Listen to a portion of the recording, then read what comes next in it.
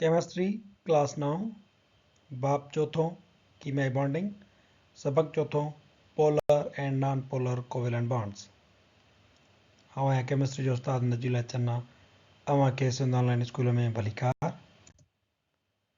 असांजे अॼोके लेक्चर जा मौज़ू आहिनि what is pole, polar covalent bonds ऐं non polar covalent bonds. What is pole? Pole या तव्हां हिनखे तरफ़ चओ, छाखे चइबो आहे? All magnets attract iron. सभई जेके मक़नातीस आहिनि उहे लोह खे छिकींदा आहिनि। Such as in refrigerator door. मिसाल जे तौर ते फ्रिज जे दरवाज़े में तव्हां चकमक लॻल ॾिठो हूंदो जेको पंहिंजो पाण लोह सां अट्रैक्ट थी करे ऐं दरवाज़े खे पाण लॉक करे छॾींदो आहे। But why magnets attract or repel other magnets. पर सवाल इहो आहे त मक़नातीस ॿियनि मक़नातीसनि खे कशिश या उन्हनि खे परे छो धिकींदा आहिनि? जेकॾहिं चकमक जो हिकिड़ो पासो जेको ब्लू कलर जो आहे, जंहिंखे असां साउथ पोल चऊं था, उहो जेकॾहिं ॻाढ़े पासे जे वेझो आणिबो त उहे हिक ॿिए खे छिकींदा, यानी नॉर्थ पोल साउथ पोल खे छिकींदो आहे। अपोज़िट जेके पासा आहिनि या तरफ़ आहिनि उहे हिक ॿिए खे अट्रैक्ट कंदा आहिनि।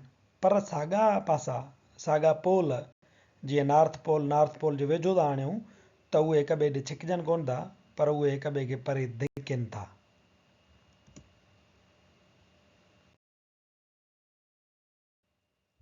In atomic world, atoms are particles also attract opposite charges. एटमनि जी दुनिया में एटम या नंढड़ा पार्टिकल्स ज़रड़ा पंहिंजे मुख़ालिफ़ चार्जिस खे छिकींदा आहिनि एंड रिपेल सिमिलर चार्जिस, ऐं पाण जहिड़नि यानी हिक जहिड़नि चार्जिस खे उहे वरी परे धिकींदा आहिनि। मिसाल जे तौर ते ही हिकिड़ो ज़रड़ो आहे, मालिक्यूल आहे, उन में हिकिड़ो मालिक्यूल जो पासो आहे नेगेटिव चार्ज वारो यानी हिकिड़ो पोल काटू आहे, ऐं ॿियो पोल या चार्ज आहे वाधूअ वारी। हाणे जेकॾहिं ॿियो अहिड़ो ई ज़रड़ो अचे थो त छा थींदो? जेकॾहिं वाधू वारो पासो काटू वारे पासे जे वेझो ईंदो त उहे ॿई हिक ॿिए खे अट्रैक्ट कंदा, हिक ॿिए खे छिकींदा।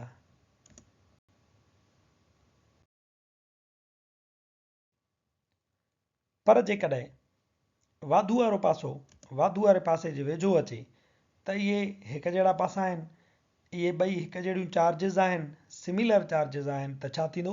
रिपेल थींदो, यानी इहे ॿई हिक ॿिए खे परे धिकींदा आहिनि।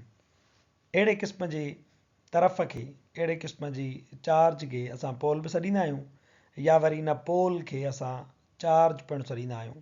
असां अॻ में पंहिंजनि वीडियो लेक्चर्स में पढ़ी आया आहियूं त चार्ज केमिस्ट्रीअ में ॿिनि क़िस्मनि जो थींदो आहे। हिकिड़ो थींदो आहे वाधू वारो चार्ज ऐं ॿियो थींदो आहे काटू वारो चार्ज, जंहिंजे बुनियाद ते ज़रड़नि खे केटायन या एनायन में पिणु विरायो वेंदो आहे।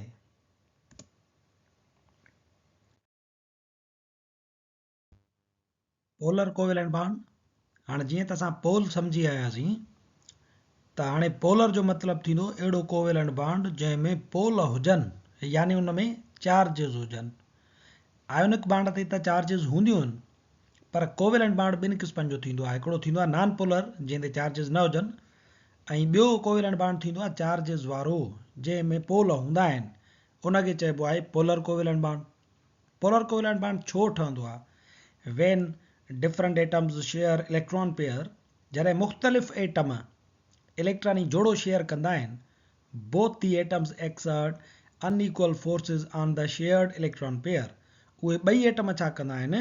शेयर्ड इलेक्ट्रॉन पेयर ते अण बराबरि ज़ोर लॻाईंदा आहिनि। हाणे उहो जो एटम मुख़्तलिफ़ हूंदा आहिनि त हिकिड़ो वधीक ज़ोर लॻाईंदो आहे ऐं ॿियो जेको आहे सो हुन खां घटि ज़ोर लॻाईंदो आहे। सच अ covalent bond is called a polar covalent bond. अहिड़े क़िस्म जे कोवेलेंट बॉन्ड खे असीं पोलर कोवेलेंट बॉन्ड सॾींदा आहियूं। मिसाल जे तौर ते हाइड्रोजन क्लोराइड जो बॉन्ड, H2O पाणी जो बॉन्ड, NH3 अमोनिया जो बॉन्ड पोलर कोवेलेंट बॉन्ड हूंदा आहिनि। मिसाल जे तौर ते ही हाइड्रोजन क्लोराइड आहे। हाणे क्लोरीन जेको आहे ही शेयर्ड पेयर ऑफ इलेक्ट्रॉन आहे। हाइड्रोजन उन ते ज़ोर लॻाए थी, क्लोरीन बि इन ते ज़ोर थी लॻाए त इहो मूं ॾांहुं छिकिजे। हाणे इहो shared pair of electron chlorine ॾे वधीक सुरी वेंदो आहे, छो त क्लोरीन वधीक ताक़तवर आहे। हाणे क्लोरीन जो उन्हनि खे पाण ॾे सोरे वरितो त क्लोरीन वारो पासो थी वियो Ca2 जो चार्ज ऐं हाइड्रोजन खां परे सुरी वियो त हाइड्रोजन वारो पासो थी वेंदो वाधूअ जो चार्ज। हाणे पोल ठही पिया, हिकिड़ो Ca2 पोल, ॿियो वाधू पोल। ईअं ई पाणी में बि थींदो आहे। ऑक्सीजन ऐं हाइड्रोजन पंहिंजो हिकु हिकु इलेक्ट्रॉन शेयर कनि था। ही shared pair of electron oxygen पाण ॾे वधीक सोरे वियो आहे, इन जे करे इन ते अची वई स्लाइटली Ca2 जी चार्ज। हाइड्रोजन खां इहो शेयर्ड पेयर ऑफ इलेक्ट्रॉन परे थी वियो त उन ते अची वई स्लाइटली वाधूअ जी चार्ज। हाणे जो आयोनिक बांड में स्लाइटली पॉजिटिव या स्लाइटली नेगेटिव कोन हूंदी आहे। आयोनिक बांड में जीअं त हिकिड़ो हूंदो आहे मेटल त उहो हूंदो आहे फुल पॉजिटिव चार्ज, सिर्फ़ु वाधू लिखंदाऊंसि। ॿियो हूंदो आहे उन में नॉन मेटल, उनखे इलेक्ट्रॉन मिली वेंदो आहे त उन ते ईंदी आहे फुल नेगेटिव चार्ज, सिर्फ़ु नेगेटिव असां लिखंदा आहियूं, स्लाइटली नेगेटिव कोन लिखंदा आहियूं। पर इन में जीअं त ॿई गैर धातु आहिनि, इन जे करे इलेक्ट्रॉन जेको आहे ट्रांसफर कोन थो थिए, शेयरिंग थी थिए। तंहिंजे करे जंहिं पासे ॾे वधीक सुरियल हूंदो उहो थी वेंदो स्लाइटली नेगेटिव, जंहिं पासे ॾांहुं परे थी वेंदा इलेक्ट्रॉन उहो थी वेंदो स्लाइटली पॉजिटिव। अहिड़े क़िस्म जे कोवेलेंट मुरकबनि खे पोलर कोवेलेंट बांड या पोलर कोवेलेंट कंपाउंड सॾींदासीं।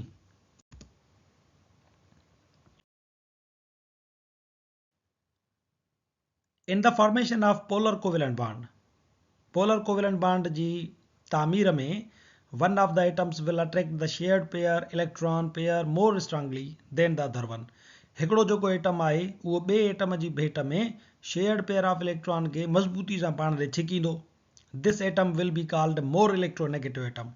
जेको पाण ॾे छिके वठंदो उनखे चइबो वधीक इलेक्ट्रोनेगेटिव एटम। ऑक्सीजन पाण ॾे छिके वरितो आहे, हीउ बि पेयर, ऑक्सीजन खे चवंदासीं इहो वधीक इलेक्ट्रोनेगेटिव एटम आहे। सो the more electronegative atom partially draws electron towards itself. This make it partially negatively charged।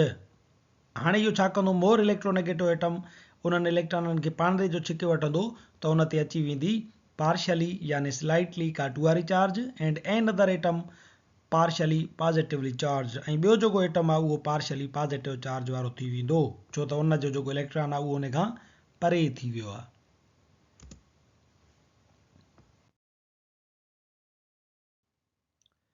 Electronegative values determine whether a chemical bond will be ionic or covalent in nature। Electronegativity जो जेके values आहिनि उहे तय कंदा आहिनि त कीमियाई bond ionic थींदो या कोवेलेंट थींदो।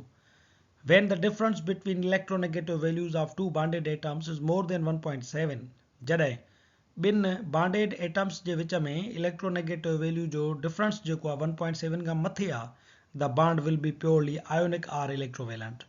पोइ जेको बांड आहे उहो आयोनिक बांड थी वेंदो या electrovalent. Where is the difference is less than 1.7, जेकॾहिं 1.7 खां उन्हनि जे विच में इलेक्ट्रोनेगेटिविटी जो फ़र्क़ु घटि आहे, the bond will B covalent. If the electronegative difference of bonded atoms is 0, जेकॾहिं ॿिनि एटम जे विच में इलेक्ट्रोनेगेटिविटी जो फ़र्क़ु 0 आहे, the bond will be pure covalent or non polar.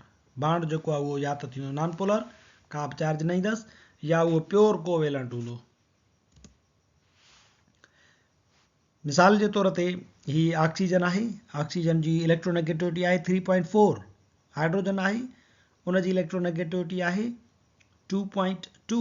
हाणे 2.2 खे कट कयूं असां 3.4 मां त तव्हांखे जेको जवाबु आहे उहो 1.7 खां घटि मिलंदो, पर 0 कोन मिलंदो। 1.7 खां घटि मिलंदो त यानी हे कोवेलेंट आहे। ईअं हाइड्रोजन क्लोराइड में बि हे क्लोरीन आहे 3.0 ऐं 2.2, इन में बि फ़र्क़ु जेको आहे 1.7 खां घटि आहे ऐं 0 खां मथे आहे त हे बि कोवेलेंट थींदो। नॉन पोलर कोवेलेंट बांड्स नाले मां ई ज़ाहिर थिए थो त अहिड़ो कोवेलेंट बांड जेको नॉन पोलर हुजे, यानी जंहिंमें पोल या चार्जिस न हुजनि। The covalent bond formed between identical atoms is called non polar covalent bond. जेकॾहिं कोवेलेंट बांड हिकु जहिड़नि एटमनि जे विच में थो ठहे त उनखे असां नॉन पोलर कोवेलेंट बांड सॾींदासीं। Both the identical atoms exert equal force on the shared electron pairs। ॿई जेके हिकु जहिड़ा एटम आहिनि उहे शेयर्ड पेयर ऑफ इलेक्ट्रॉन्स ते हिकु जेतिरो ई ज़ोर लॻाईंदा आहिनि, तंहिंजे करे उहे शेयर्ड पेयर ऑफ इलेक्ट्रॉन्स न होॾे सुरंदा एटम ॾे न होॾे सुरंदा, उहे विच ते ई हूंदा, तंहिंजे करे उन्हनि जे मथां का बि चार्ज कोन ईंदी, को बि पोल कोन ठहंदो। सो अहिड़े क़िस्म जे बांडनि खे असां चऊं था नॉन पोलर कोवेलेंट बांड.